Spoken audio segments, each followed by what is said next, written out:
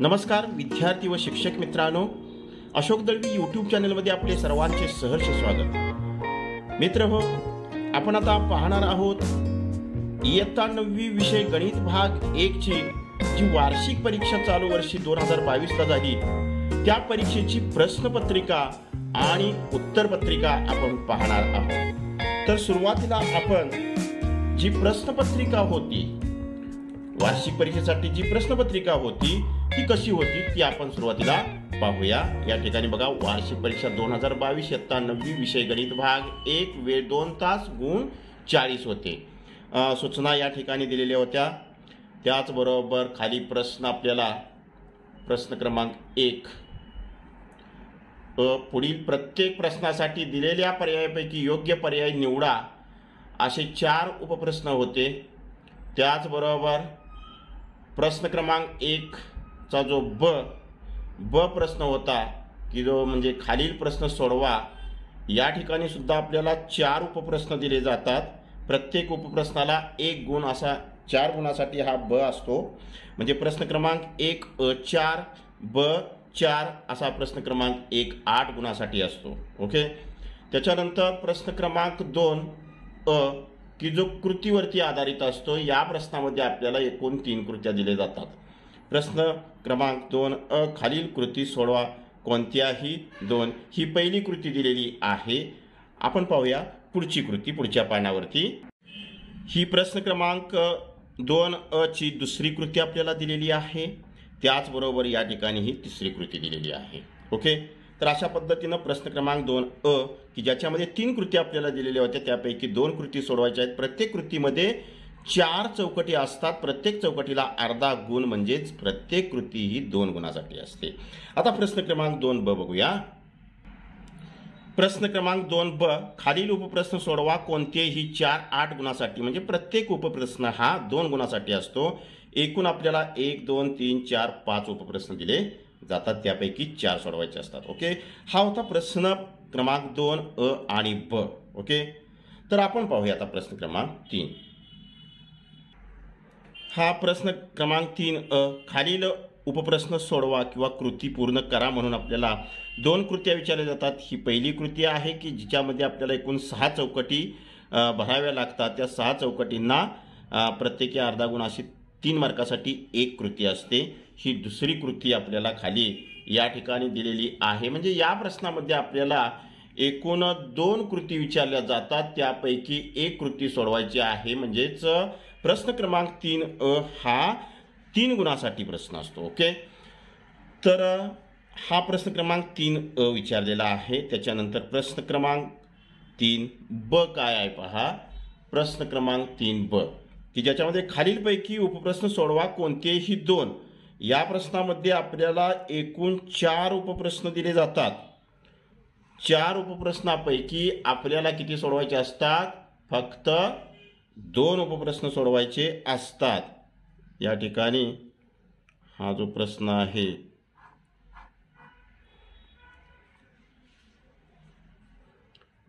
एक 2 3 आणि 4 उपप्रश्न दिलेले आहेत, त्यापैकी 2 सोडवायचे आहेत 6 गुणासाठी। म्हणजे प्रत्येक उपप्रश्न हा 3 गुणासाठी असतो। ओके, अशा पद्धतीने हा प्रश्न क्रमांक 3 आणि ब आपल्याला विचारला जातो। 3 मार्कासाठी, ब 6 मार्कासाठी, म्हणजे एकूण 9 मार्कासाठी प्रश्न क्रमांक 3 असतो। ओके, आता प्रश्न क्रमांक 4 काय पाहूया।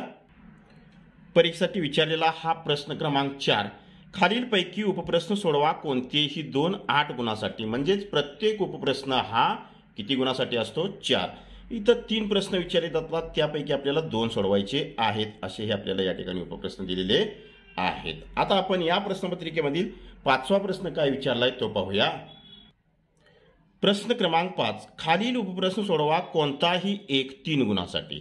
2 दिले जातात, त्यापैकी 1 सोडवायचा 3 गुणासाठी प्रश्न विचारला जातो। अशा पद्धतीने हे 2 आपल्याला प्रश्न या ठिकाणी दिलेले आहेत। ओके, अशी ही इयत्ता 9वी गणित भाग 1 साठी जी वार्षिक परीक्षेला दिलेली प्रश्नपत्रिका आहे, ती प्रश्नपत्रिका आता आपण सोडवूया। ओके, चला तर मग पाहूया आपण आता या प्रश्नपत्रिकेची मस्तपैकी सोडवलेली उत्तर पत्रिका। वार्षिक परीक्षा 2022 इयत्ता 9वी विषय गणित भाग 1 उत्तरपत्रिका. आता ही उत्तरपत्रिका कशा पद्धतीनं आहे किंवा मी कशी लिहिलेली आहे ती आपल्यासमोर मांडण्याचा मी प्रयत्न करत आहे. या ठिकाणी प्रश्न क्रमांक 1 मध्ये जे 4 उपप्रश्न आहेत त्यांचे पर्याय फक्त लिहायचे आहेत ते मी या ठिकाणी लिहून दाखवलेले आहेत. ओके. त्याच्यानंतर प्रश्न क्रमांक 1 त्याच्यातील आपल्याला 4 उपप्रश्न विचारले जातात. ते प्रत्येक उपप्रश्न हा 1 गुणासाठी असतो. या ठिकाणी मी हे प्रश्न क्रमांक 1 मधील अनुक्रमे 1 ते 4 उपप्रश्न सोडवून दिलेले आहेत. अशा पद्धतीनं व्यवस्थितरित्या आपण प्रश्न सोडवायचे आहेत, व्यवस्थित मांडणी करायची आहे. ओके. तर अशा प्रकारे हा प्रश्न क्रमांक 1 आणि ब सोडवून दाखवलेला आहे. लगेचच पाहूया आपण आता पुढचा प्रश्न. प्रश्न क्रमांक 2 याच्यामध्ये आपल्याला एकूण 3 कृती दिल्या जातात. प्रत्येक कृती ही 2 गुणासाठी असते आणि प्रत्येक कृतीमध्ये एकूण 4 चौकटी आपल्याला भरायला सांगितले जातात. प्रत्येक चौकटीला अर्धा गुण असतो, म्हणजेच प्रत्येक कृतीला 2 गुण दिले जातात. या ठिकाणी ही पहिली कृती मी सोडवून दिलेली आहे. त्याचबरोबर खाली ही दुसरी कृती, आणखी शेवटची ही तिसरी कृतीसुद्धा अशा प्रकारे सोडवून देण्यात आलेली आहे. ओके. तर हा प्रश्न 2 होता, त्याच्यातील या 3 कृती. आता आपण प्रश्न क्रमांक 2 पाहूया. प्रश्न क्रमांक 2 मध्ये एकूण आपल्याला 5 प्रश्न विचारले जातात. त्यापैकी आपल्याला 4 सोडवायचे असतात. प्रत्येक उपप्रश्न हा 2 गुणासाठी असतो. ओके. तर याच्यामध्ये हा पहिला उपप्रश्न सोडवून दाखवलेला आहे. त्याच्यानंतर खाली दुसरा उपप्रश्न सोडवून देण्यात आलेला आहे. ओके. अशा पद्धतीनं व्यवस्थितरित्या आपण उत्तरपत्रिका लिहायची आहे. त्याच्यानंतर तिसरा उपप्रश्नसुद्धा या ठिकाणी दिलेला आहे. त्याचबरोबर पुढचा प्रश्न 2 मधील चौथा उपप्रश्न या ठिकाणी व्यवस्थितरित्या मांडणी केलेली आहे. आणि पुढे हा 5वा उपप्रश्न प्रश्न क्रमांक 2 मधील सोडवून देण्यात आलेला आहे. अशा प्रकारे हा प्रश्न क्रमांक 2 आणि ब होते ते या ठिकाणी सोडवून दाखवलेले आहेत. आता आपण पाहूया प्रश्न क्रमांक 3. प्रश्न क्रमांक 3 याच्यामध्ये आपल्याला 2 कृत्या विचारल्या जातात. प्रत्येक कृतीमध्ये एकूण 6 चौकटी असतात. प्रत्येक चौकटीला अर्धा गुण, म्हणजेच प्रत्येक कृती ही आपल्याला 3 गुणासाठी विचारली जाते. त्यापैकी 1 आपल्याला सोडवायची असते. म्हणजे प्रश्न क्रमांक 3 मध्ये आपल्याला 2 कृत्या विचारल्या जातात. पहिली कृती मी या ठिकाणी ही अशी सोडवून दिलेली आहे. त्याचबरोबर दुसरी कृती ही खाली दिलेली आहे सोडवून. ओके. तर अशा प्रकारे व्यवस्थितरित्या आपण कृतीयुक्त उदाहरणंसुद्धा सोडवायची आहेत. इथं आपल्याला पैकीच्या पैकी गुण मिळवता येतात. ओके. तर हा प्रश्न क्रमांक 3 जो कृतीवरती आधारित होता तो दोन्ही प्रश्न आपल्याला या ठिकाणी सोडवून दिलेले आहेत. आता प्रश्न क्रमांक 3 पाहूया.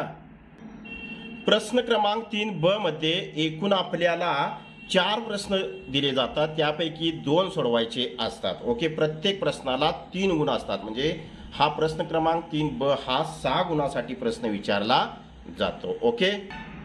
तर प्रश्न क्रमांक 3 मधील हा पहिला उपप्रश्न या ठिकाणी सोडवून दिलेला आहे. बघा, सविस्तर पाहून घ्या. अशा प्रकारे उदाहरण आपण व्यवस्थितरित्या सोडवायचं आहे. स्वच्छता उत्तरपत्रिकेमध्ये असली पाहिजे. खाडाखोड होता कामा नये.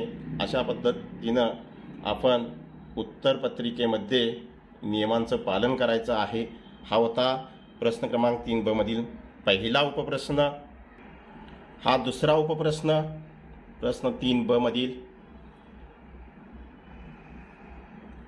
असा सोडून दिलेला आहे. व्यवस्थित उकल काढायला सांगितलेली होती. त्याच बरोबर प्रश्न क्रमांक 3 मधील हा तिसरा उपप्रश्न सोडवून दाखवलेला आहे, म्हणजे एमची किंमत काढायची होती ती या ठिकाणी काढलेली आहे. पुढचा प्रश्न 3ब मधील हा चौथा उपप्रश्न. ओके, अशा प्रकारे प्रश्न क्रमांक 3ब मध्ये एकूण 4 प्रश्न विचारले जातात, त्यापैकी 2 सोडवायचे असतात. 4ही प्रश्न तुम्हाला या ठिकाणी सविस्तर सोडवून दाखवलेले आहेत. आता आपण पाहूया पुढचा प्रश्न. प्रश्न क्रमांक 4 याच्यामध्ये एकूण 3 प्रश्न विचारले जातात, त्यापैकी फक्त आपल्याला 2 सोडवायचे असतात. प्रत्येक उपप्रश्नाला 4 गुण असतात, म्हणजेच प्रश्न क्रमांक 4 हा 8 गुणासाठी असतो. ओके, त्याच्यातील हे पहिलं उदाहरण किंवा पहिला उपप्रश्न या ठिकाणी सोडून दाखवलेला आहे. त्याचबरोबर दुसरं उदाहरण अशा प्रकारे सोडून दाखवलेलं आहे व्यवस्थितरित्या. ओके,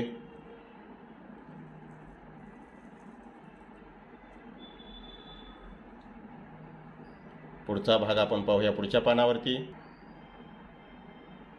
अशा प्रकारे या उदाहरणाचा उरलेला पुढचा भाग पुढच्या पानावरती सोडवण्यात आलेला आहे